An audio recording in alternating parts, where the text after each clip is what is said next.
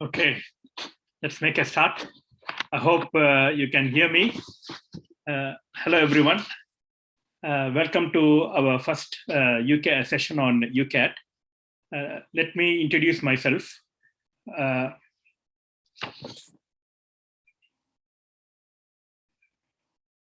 Is everything okay?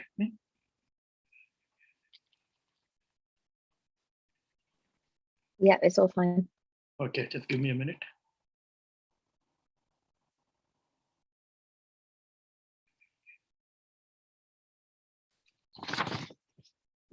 Okay. My name is Dr. Yeril Anand, and I am a consultant psychiatrist. I work in Bradford in Yorkshire. We started this teaching for medical university over the last 5 years. The reason we started is there seems to be a gap between what the information needed for students and parents. Even though I myself I'm a doctor, there is dearth of information, especially around universities, especially when we needed the information for my son. So 5 years ago, we started doing career events, and then we have been doing mainly training for MMI over the last few years, and especially over Zoom over the last 2 years or so. We are mainly done by volunteers and not for profit, even though we do charge money to cover our expenses. And we realized after doing the MMI training over the last few years that there is people sometimes underestimate the time taken for Ucat. And people leave it to the last minute, and the Ucat score is as important as your GCSE and A-level grades. We have two groups. So if you are not part of the group, let me know. There is one group for medical uni students, and the other one is mainly for year 12 and year 13 students. So I will give my contact number if you are interested in joining those groups. please have a look at the chat box. So before we start, some house rules. We are planning to record this session, and also we are planning to do it, we are doing it live on YouTube. It's only speakers will be able to speak during the session. We have muted everyone. But if you have any questions, please do post your questions in the chat box, and we will try to answer at the end of the session today. So what is our plan for future? Later this autumn, we are planning to have a general medical introduction to medicine event, and also we normally have twice a year training on MMI. And we have today, our main speaker is Shruti, who's going to give you some practice on Ucat. And after this session, we are planning to have once in a month, some sort of a training for students. So more details will be in the group in the next few weeks. So thank you, everyone. It's a lovely day, unusually weather today. Despite that, people have come to attend this event to gain some knowledge. I welcome everyone. And before we go on to Shruti, I will request Abhi to give you some motivational, inspirational talk on being a medical student and a doctor. Over to you, Abhi. Good afternoon, everyone. Thank you so much, Elonku, for the beautiful introduction. My name's Abhi, and I'm currently a second-year medical student going into third year, and I study at the University of Plymouth. So before I even start my talk, I just want you all to take a moment to just congratulate yourself for coming today, even though it's such a beautiful day. This shows, you know, you're passionate about really wanting to study medicine. And, you know, the two words I'd like you to remember today is passion and resilience. So passion and resilience is probably one of the two main aspects which will carry you through to get into medicine and make you to be a good doctor. So a few years ago, I was in a similar position as all of you. I was quite lost, thinking what the next steps are. All I knew is that I wanted to study medicine. As you all know, there are various aspects of getting to medicine. So you have your medical entrance exams, your personal statement, and the interviews. But this is nothing to worry about. It's all part of the process. The more you enjoy and engage with all of the steps, the more you'll get out of it, and the higher chance, you know, you'll get better results. I just want you to remember, you know, you will get the rewards you will get the fruits of your labor. I want you all to know that I wasn't your typical all A-star prediction student, and I did not get all A stars in my GCSE. So please don't feel that you have to be either. I'm not going to say medicine isn't a competitive course. It is, and it's probably one of the hardest courses to get into. But all you have to remember that there is a medical school out there which is suited and best designed for you. So when you do apply with strategy, apply after a lot of research, because that's probably one of the most important part of the process. Apply to your key strengths. Please enjoy the process and try to make the most out of it, because you will learn something. And getting into medicine, doing medicine is a marathon and it's not a sprint. Even sometimes I feel that in medical school, you know, I'm not the smartest person there, and that's okay. All you have to remember is that you have to work hard and try to understand. Make sure that you want to study medicine for the right reasons, and I'm sure you all will be good doctors in the future. Thank you so much, and I'll just pass it on to Shruti now. Okay, thank you, Abhi. Abhi is a motivational speaker in a way, and he has helped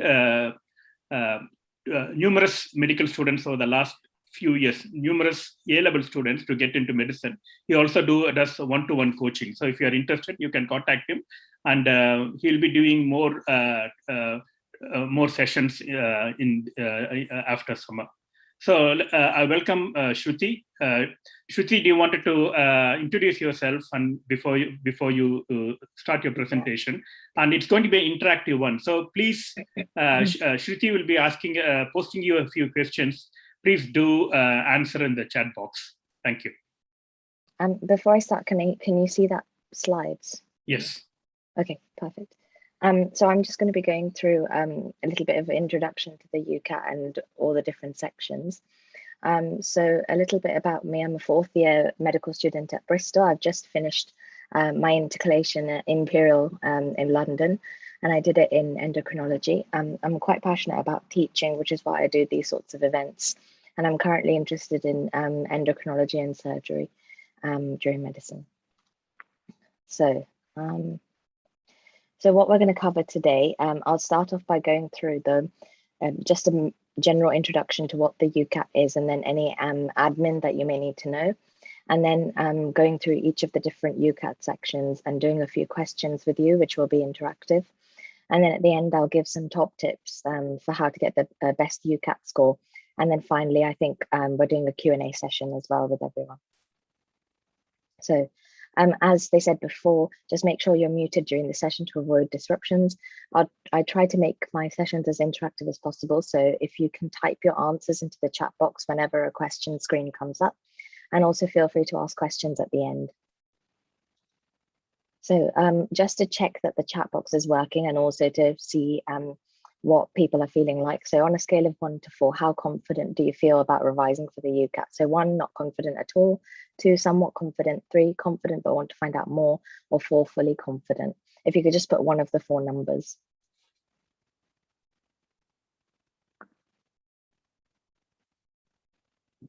Okay, perfect. So most people are saying 2 to 3s or 3 to 4s. So hopefully by the end of the session, it'll be 1 or 2, 3 or 4. We'll see. So the main aims from this session are to first understand what the Ucat is, and then learn how to approach the different types of Ucat questions as well. So introducing the Ucat, it's as most of you might already know, it's an aptitude test which is done for medicine and dentistry as an admissions test. It's a multiple choice question based exam which is on the computer, and you book your test via Pearson View Test Center. And if you want to get into, if you're applying for the 2023 entry or for the deferred entry in 2024, you should be sitting the Ucat between August and October 2022. A little bit of admin before we start with the main things. It's a £70 fee to sit the exam, but you can apply for a bursary to get it a bit cheaper. You only have 1 attempt per academic cycle, and the results, you should be receiving them immediately after you do the exam. And then based on that, you can decide on which universities you want to apply to as well, because different universities weight the Ucat in different ways. So some universities place more importance on the Ucat, whereas others don't. So looking at which ones work in your favor can help you get the best out of your interview offers and medical school places as well after you do the Ucat. And the scores that you get are used to allocate whether you get an interview or an offer at that university. So these are all the list of universities that require the Ucat. So most of the universities in the UK require the Ucat. There are about 5 universities which also require the BMAT instead, and they're Imperial, UCL, and a few other Oxford, Cambridge, and one of the other London universities as well. So the main things that are covered in the Ucat, first of all, is verbal reasoning. So this is when they ask you to evaluate written information by giving you long passages. In total, you have 44 questions and 21 minutes to complete it in. So approximately 28 seconds per question. With decision making, you get given different problems, and it's a problem solving series of questions. In total, you get 29 questions with 32 minutes to do it in. So just over 60 seconds per question. For quantitative reasoning, you're evaluating numerical information, so basically working with basic GCSE level maths, and it's 36 questions to be done in 25 minutes. So again, you have about 30 seconds per question. Abstract reasoning, a lot of people find this a bit difficult, so it's assessing different patterns based on shapes that you're given. In total, you get 55 questions and you have 14 minutes to do it in, so about 15 seconds per question. So this one is the one students find the most difficult because you have the least amount of time per question.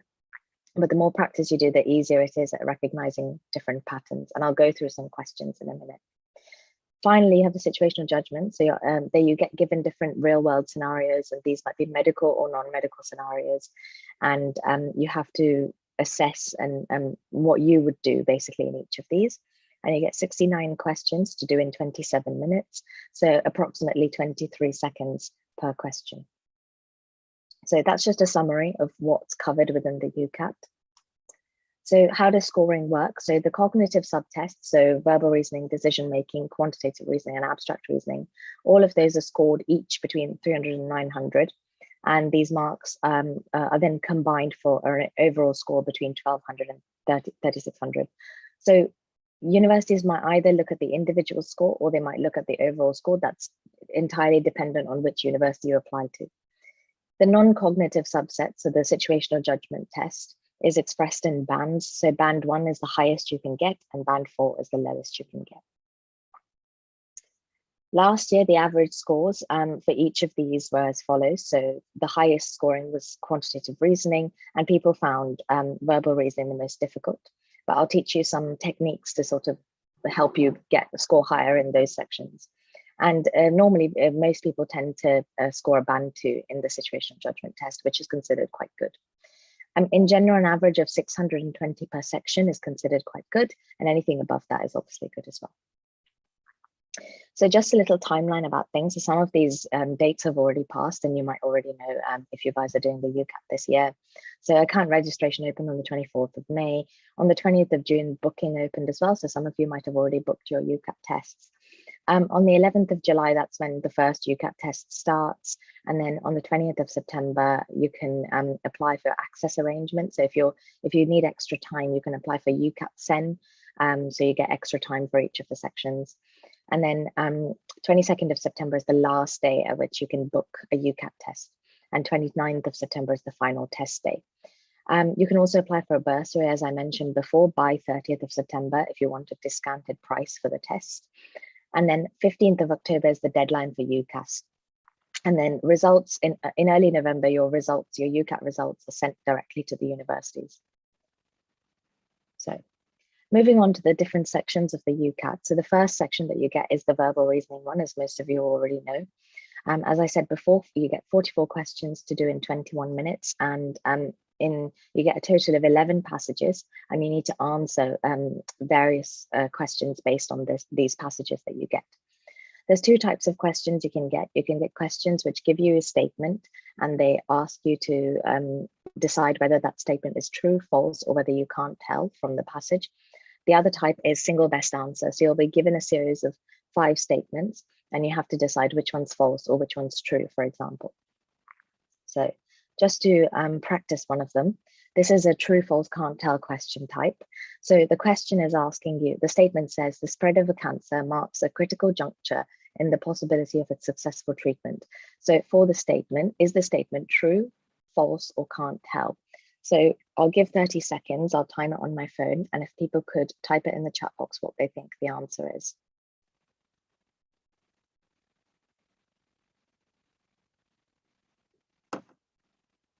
And I'll let you know when you have 5 seconds left.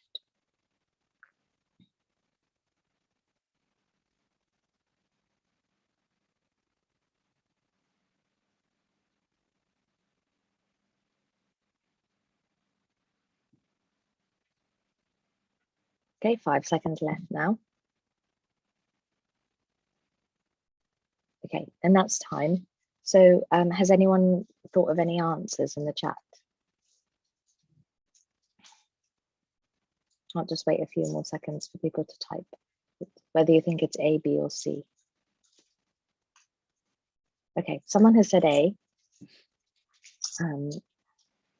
Does anyone else agree, disagree? Okay, most people saying A. Okay, so for the first question, it says the spread of a cancer marks a critical juncture in the possibility of its successful treatment. Juncture meaning a critical junction or a critical point. So for verbal reasoning, let's look at the techniques that you would use. So A was correct. So the first thing you would do is try and find keywords within the statement. So because you've only got 30 seconds per question, you don't have time to read the whole passage. So never ever read the entire passage for verbal reasoning. Always look at the statement first, pick out your keywords. So in this case, I've picked out spread, critical juncture, and successful treatment. So those will be my 3 keywords. And I'm looking for these 3 keywords in the text, and I found it in the first passage. So it says, even some of the most aggressive forms of cancer can be successfully treated with existing therapies if they're diagnosed before they've spread. So that's basically another way of saying this statement: the spread of a cancer marks a critical juncture and the possibility of its successful treatment. So as many of you said, A would be true. So the main things with verbal reasoning are to read the question or the statement first, and then identify the keywords in the question or statement, as I've highlighted in my previous slide, and then to find the keywords in the text and try and answer the question. The main things with verbal reasoning, you'll get better at it as you do more, as you look at more and more passages. You need to learn to be able to scan read and skim read effectively.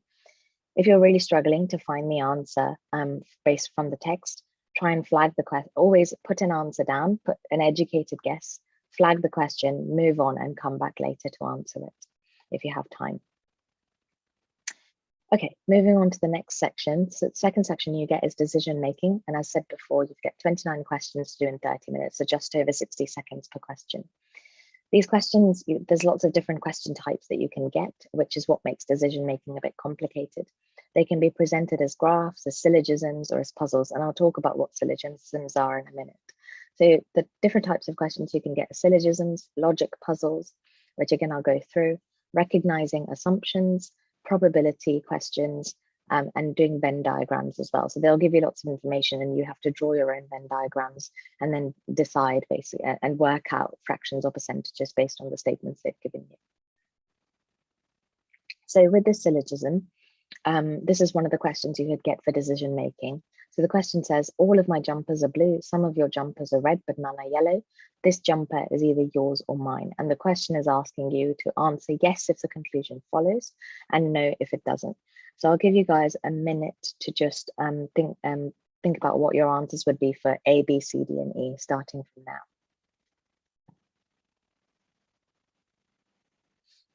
And when you're ready, put your answers in the chat when you've got your answers.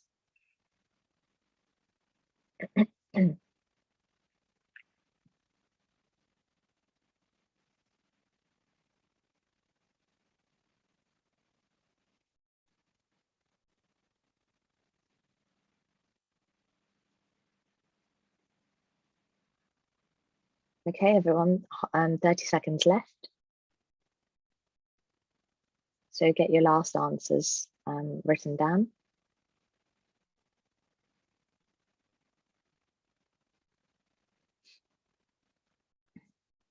Fifteen seconds left.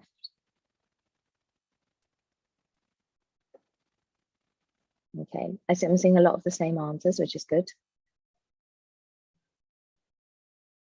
Okay, so that's time. So that's how much time you'd have per question normally in your Ucat. So most people have said no, no, yes, no, no. So let's have a look at the answers in a minute. So with syllogism type questions, it's always good. The first thing you have to do is not make any assumptions. And then the next thing you need to do is write a little code for yourself, like I've done on the right-hand side. So I'll explain what this means. So all of these sentences, sometimes when you keep looking back and referring to the sentence that they've given you in the text, it's easy to get confused when you're in a panic or when you're working under time pressures during the Ucat exam. You usually get given a whiteboard during your Ucat exam. And what I would do just in a little corner when you get questions like this is to make a note of the main points so that you're not reading full sentences when you're answering these 5 questions. So just say the code says my jumpers are only blue. So it says all of my jumpers are blue. So they can only be blue. They can't be any other color. Some of your jumpers are red, which is what's said here, but none of them are yellow. So we know that no jumpers are yellow. And we go, and then they're saying the jumper that we're talking about is either yours or mine. And then it says answer yes or no if the conclusion follows and no if it doesn't. So the jumper is yellow. We know that none of the jumpers are yellow. So that would be no, as most people have said. And then the second one says the jumper is red. We can't assume that the jumper is red because it could also be blue because we don't know which jumper they're talking about, as the jumper could be either yours or mine. So that one would be no, as most people said. If the jumper is mine, it's blue. Again, we can't If the jumper is mine, it can be blue. So in this case, this agrees with the first sentence. So that would be yes, as most people said. If the jumper is yours, it's red. Again, this can't be assumed because we only know that some of the jumpers are red. We don't know what the remaining jumpers' colors are. And then the last one, if the jumper is not mine, it's red. Again, we can't make the assumption because it could be another color as well. So most of you were right with your answers. So it should be no, no, yes, no, no. There we go. So there's the answers. And as I said before, try and not make any assumptions because that's where you can go wrong with these questions. Okay, so the main tips for decision making: make sure you write down your key information on your whiteboard. As I said, write a little code like this on the right. Do not skim over information. So with verbal reasoning, yes, you do need to scan read because you don't have enough time to read the whole passage. But with decision making, you should not do that because otherwise you'll miss key information and you might make assumptions. And make sure to flag if you don't know the answer. Put down any answer, just make an educated guess again, flag the question, move on to the next one, and then come back later if you have time. And if you don't have time, you've already put down an answer, so you're giving yourself a 20% chance of it being right. Okay. The next section is quantitative reasoning. This is the one most students find easier compared to other sections. You get 36 questions to do in 24 minutes. So again, just under 30 seconds to do each question. And it's basically solving different maths problems. Now, what will make your life a lot easier if you remember key formula, which are on this slide. So things like remembering conversions, remembering that 1 mile is equal to 1.6 kilometers, is just makes your life easy. Or an easier way to remember this is 5 miles is equal to 8 kilometers, for example. Because then when they're asking you to work out speed, distance, time, and if they've given it to you in different units, you can do it very quickly in your head. Remembering the speed formula from GCSE physics and GCSE maths, because that's a question that commonly comes up. They ask you to work out speed, distance, or time. Another thing that's commonly asked is percentage change, as well as percentage increase or decrease. So with percentage change, the formula that most of you might already know is the new number that you're getting minus the old number divided by the old number times 100. That will give you the percentage change. And then percentage increase or decrease. So for example, if shoes are originally £60 and there's a sale of 20%, what would be the new price? We know that at the sale price, it's 80% of the original cost. So it's 0.8 times by 60 to get £48. So that's an easy way to remember how to do percentage increase and decrease. The final thing to remember, because you do get a lot of probability questions, both in decision making and in quantitative reasoning, is the and the or rule, which you might remember from GCSEs, or if some people are doing A-level maths, you might have used it there as well. So the and rule is if there's two numbers and there's the word and in between, when you're discussing probability-based questions, you need to multiply the two numbers to get your answer. With the or rule, if there's the word or in between two numbers, two fractions, for example, or two probabilities, you add the two numbers to get your answer.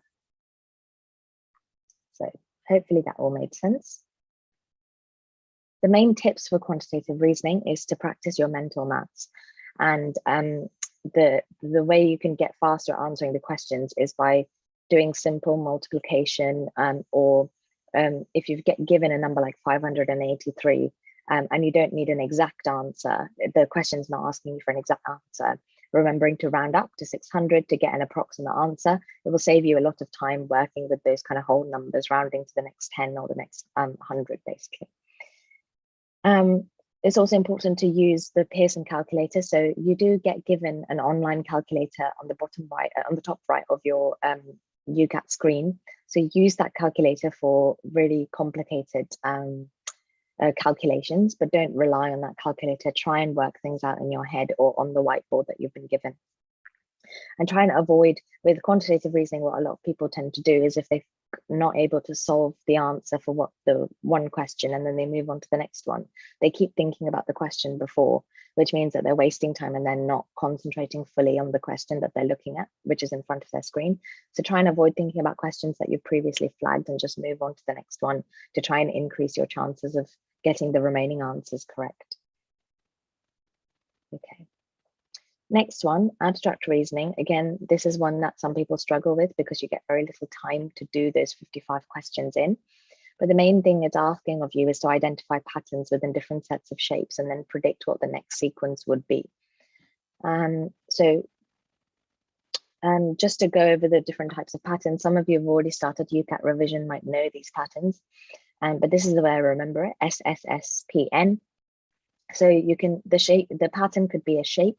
So maybe they all have a triangle within the set, or maybe they're all a similar shape. There's a circle, for example.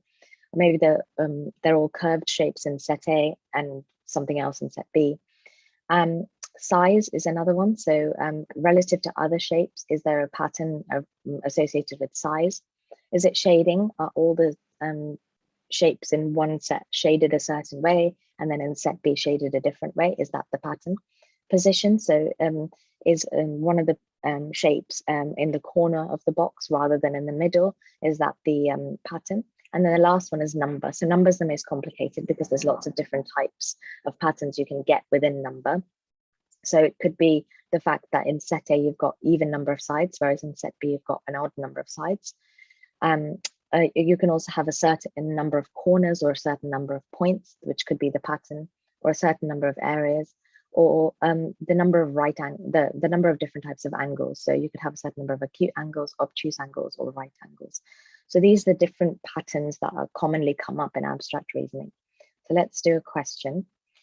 So this is set A on the left here, and this is set B on the right here, and these are your test shapes.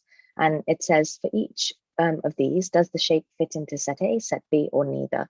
So I'll give you guys 15 seconds to just complete all 5 shapes. So starting from now. So for shape 1, 2, 3, 4, and 5, does it fit into set A, B, or neither? So 5 seconds left.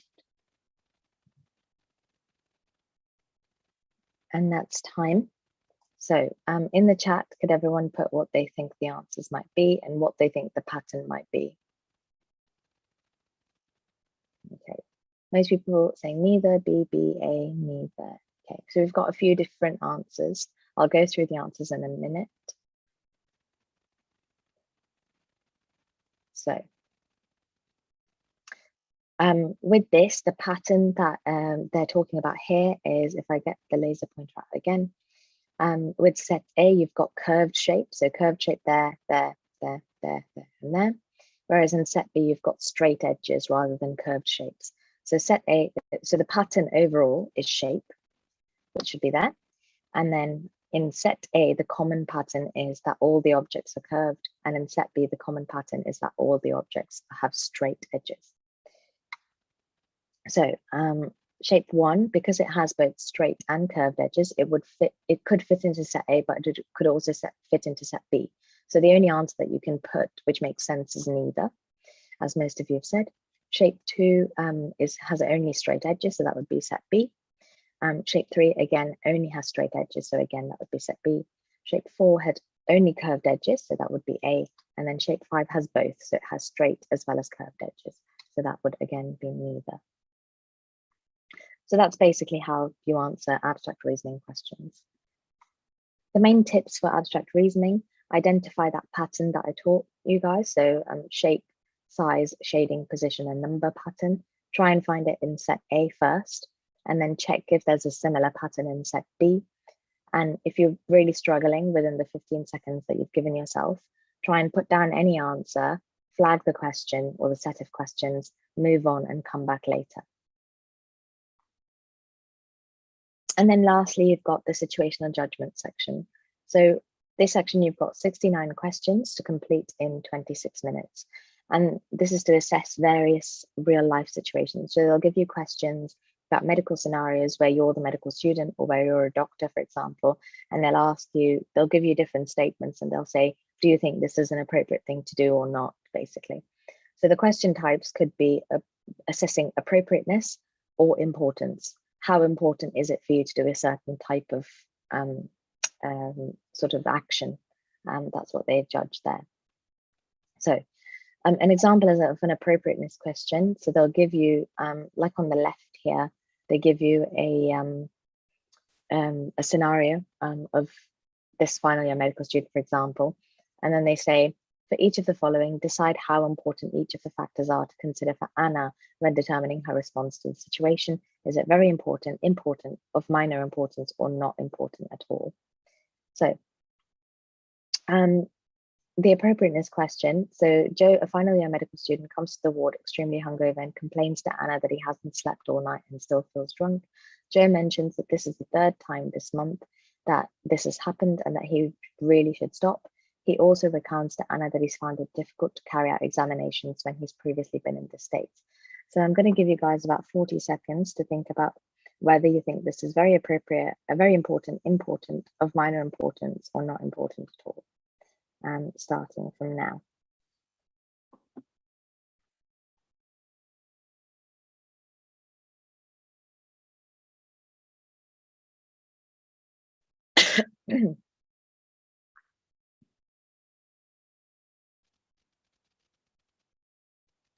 Okay, some of you already answered.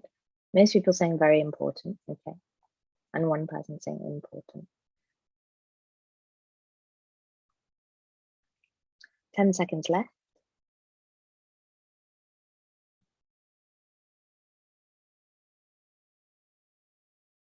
Okay.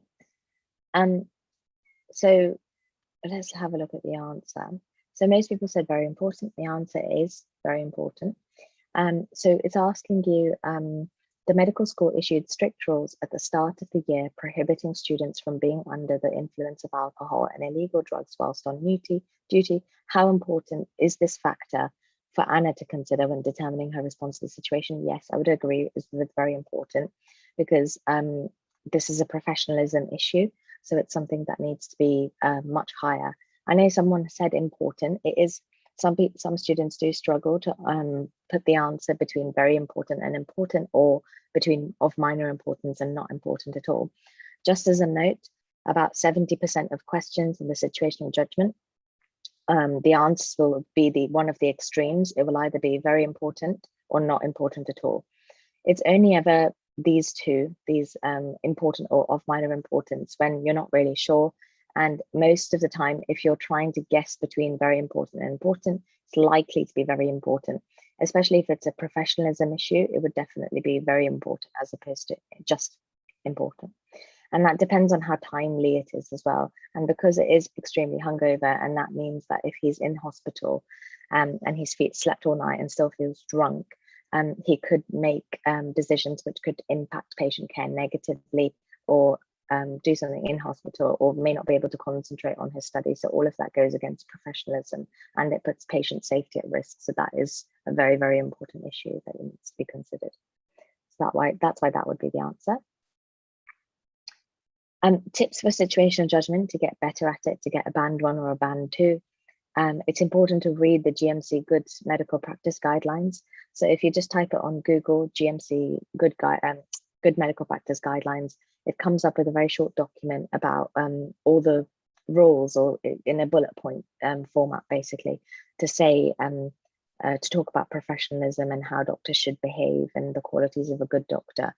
And that GMC Good Medical Practice Guidelines is also useful for later on when you get an interview, because again, they will ask you about qualities of a good doctor and ask to see if you've demonstrated those qualities as well. So reading that document can help you throughout the entire medical school application process.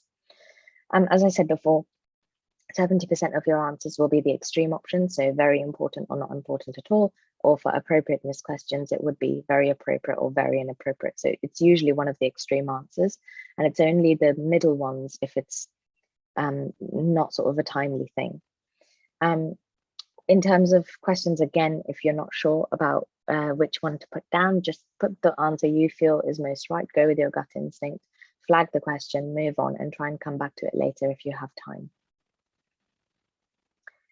So that's the end of all the sections. So just the main top tips as a summary for all the sections. One of the things to remember that a lot of students ask me is, when should you actually take the Ucat? When's the best time to take it? My answer would be when you feel ready, but also take into account BMAT. So if you're just taking the UCAT, take it anytime between August and October, but I recommend doing it earlier, so you have more time to think about which universities you want to apply to based on your score. And preferably August or early September, so you have more time to make those choices. If you're taking both the UCAT and BMAT, I know that BMAT's now moved a bit earlier, so it used to be in November, it's now moved to October. Just remember that you also have to revise for the BMAT a bit more, because it's a lot of GCSE A-level content that you actually need to remember, and you have an essay section for BMAT as well. So I would recommend that if you're also considering doing the BMAT, take the UCAT a bit earlier, so you're giving yourself more time to study for the BMAT. And then, as I said, useful resources, read the GMC Good Medical Practice. And for UCAT information, you can go on the UCAT website as well, and it has a lot of practice papers and things like that for you to refer to. So just as a final slide, on a scale of 1 to 4, how confident do you guys feel now about revising for the UCAT after you've done a few questions and with the presentation as well? Okay. Good to see a lot of 3s and 4s. So that was just a short sort of run through of all the different types of sections and the top tips on how to approach UCAT. And just to let you know, I also do a little bit of one-to-one tutoring in personal statement, UCATs and interview. And my last 4 students have got all their offers for university after their interviews. So if you'd like to contact me, that's my contact details at the end as well. And that's it. That was the end of the presentation from me.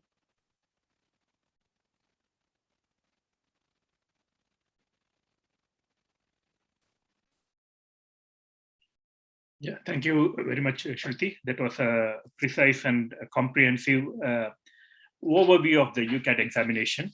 As we all know, with training, anyone can become better. That's our motto. In a way, I think anything can be trained, and that's the whole purpose of this group. Really, we wanted to make people start early on rather than just after during the summer holidays.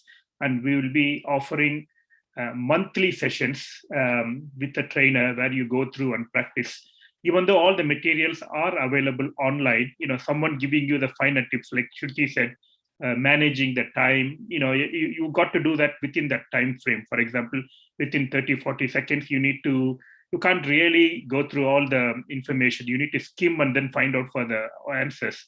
And that's where I guess, all the people who have done it, the tips will be helpful to you. This session recording will be available. I will post it in the group so that you can watch it if you missed it, or you are welcome to forward it to your friends. And now next we'll go on to, we are on time, so we will finish at 5 o'clock. If you have got something after 5, please stay with us, and then we will definitely finish on time. I will next invite our next student, Abhimanyu.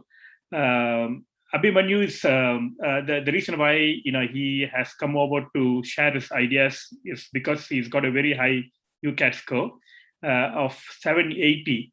I think probably it's one of the top 2% in the world. I think. I mean, as you know, you can take from anywhere.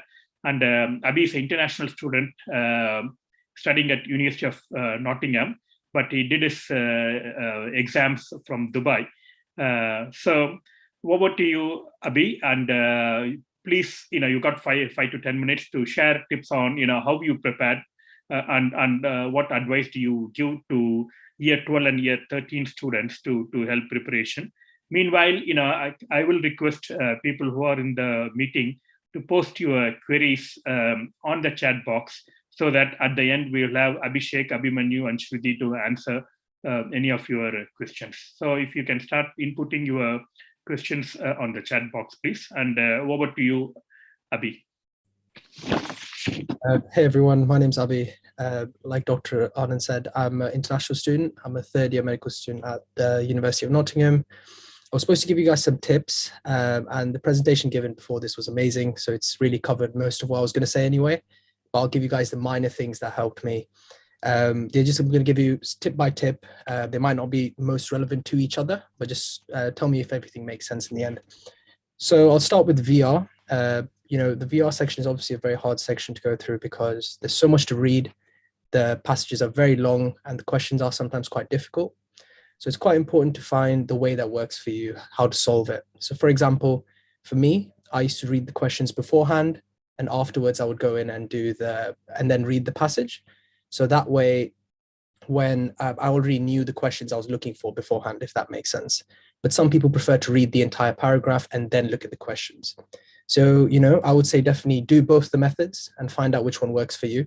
And this one sticks with basically all of the different sections. There's different ways to tackle each section.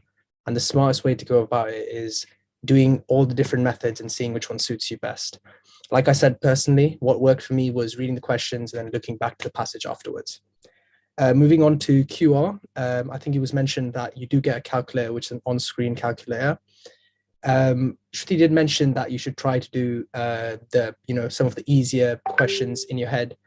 Personally, when I'm in an exam, I'll use the calculator for like 2 + 2 or 4 + 4, just because I'm extremely paranoid about my answers. Some people are really good with mental maths. I'm not one of those people. So what I would say is from day one, when you're practicing, start using that on-screen calculator if you're like me. If you're not and you believe that you can, some simple things you can solve by yourself, that's great. If you're not that person, definitely start getting used to the calculator beforehand, because it is quite difficult to use, or rather it's a change to use it from the normal physical calculators that we have. So from day one of practice, I would say start using the on-screen calculator and getting used to it. The next thing I want to talk about is doing a baseline test. So let's say, I'm assuming you haven't done any preparation yet, or maybe you're in the starting parts of your preparation. I would say start maybe today, tomorrow, sometime this week, do a test.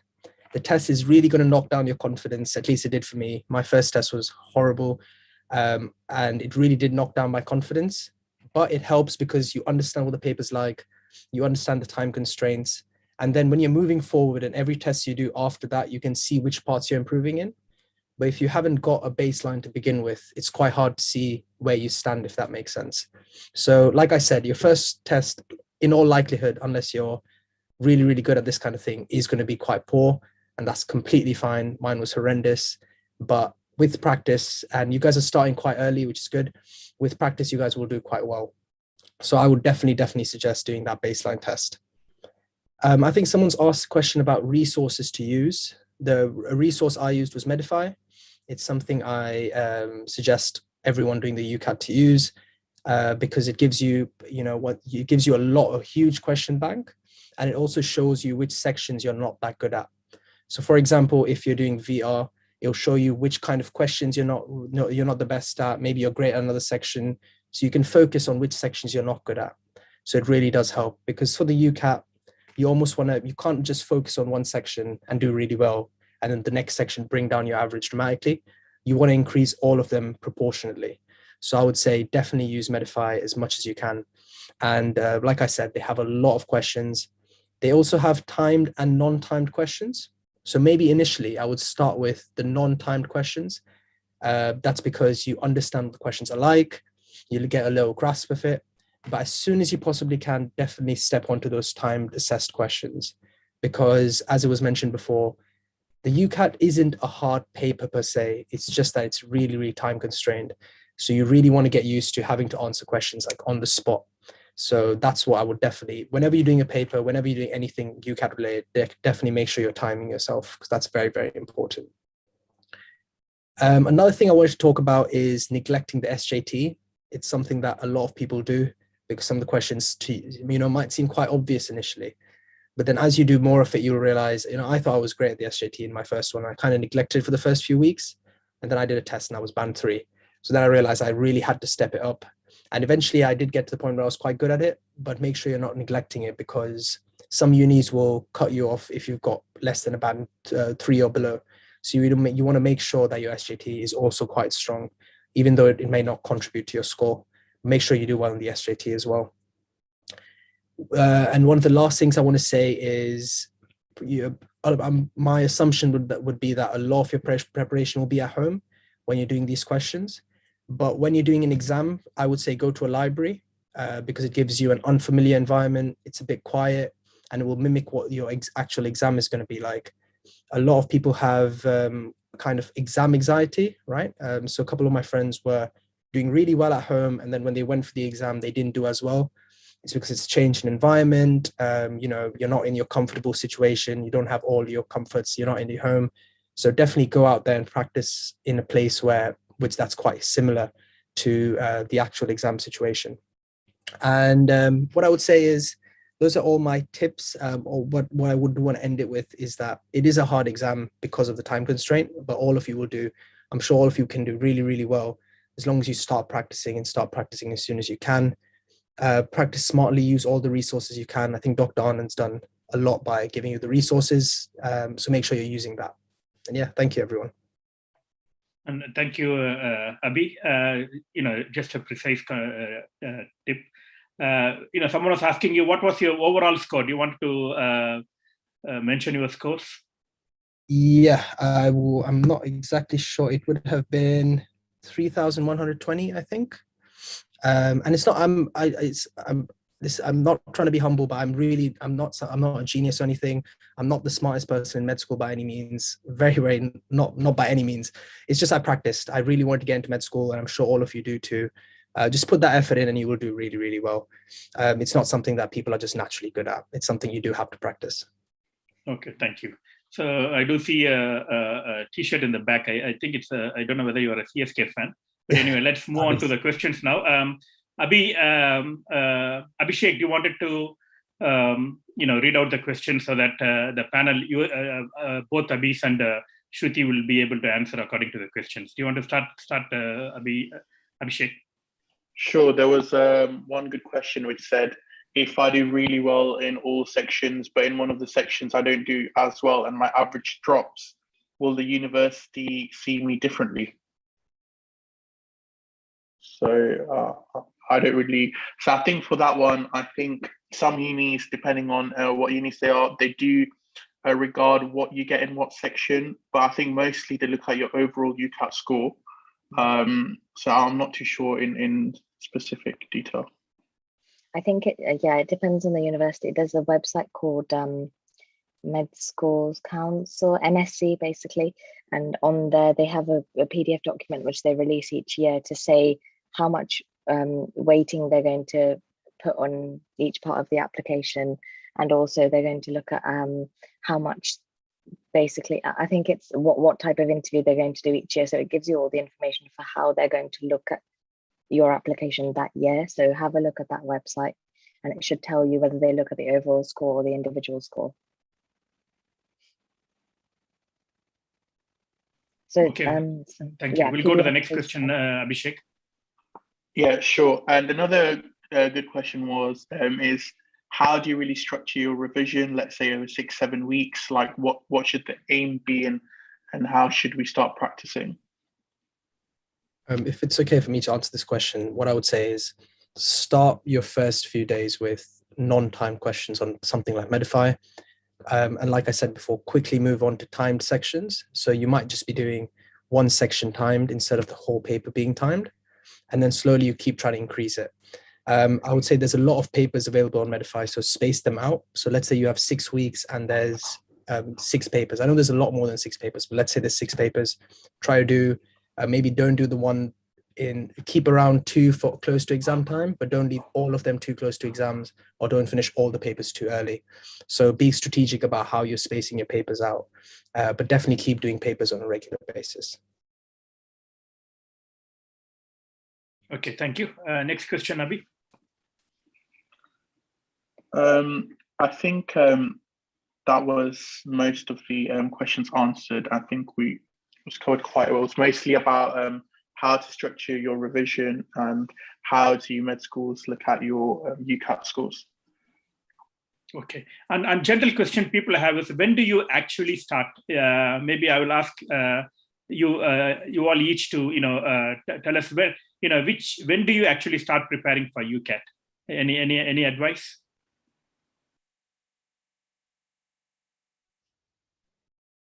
For me personally, I gave about 6 to 7 weeks of intense work.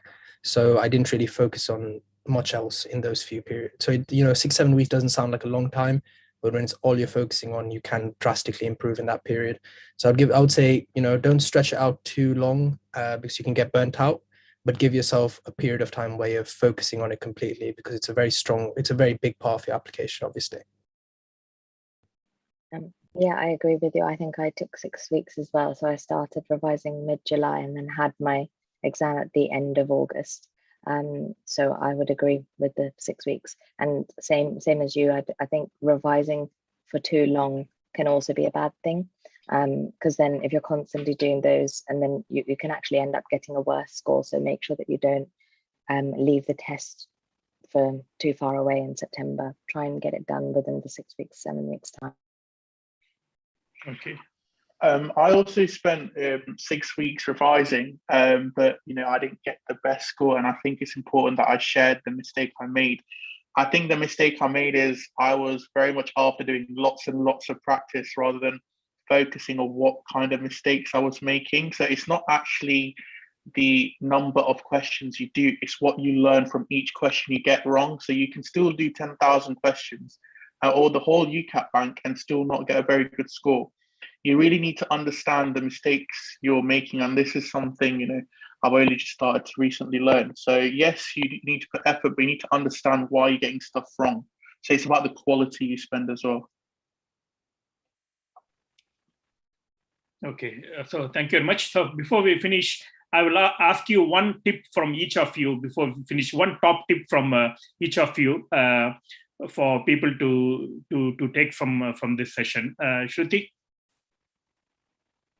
I think making sure to practice under those timed conditions for each of those sections, and being really strict with yourself of how long you're spending for each question is important, because you have to get used to that exam situation from early on. Okay, Abhishek? I would say make sure to try and have as much as fun as possible. Be resilient, work hard, and use all the resources around you. And I'd say getting into med school, I think it's like a family task. So really, share your emotions with your parents. They are quite wise and they can help you. So just keep working hard. And when you face obstacles, don't give up. Keep persevering and just stay resilient. You will get through it. Okay, thank you. Abhimanyu? Yeah, my point is the same in terms of being resilient. 2 weeks before my exam, my score wasn't where I wanted it to be.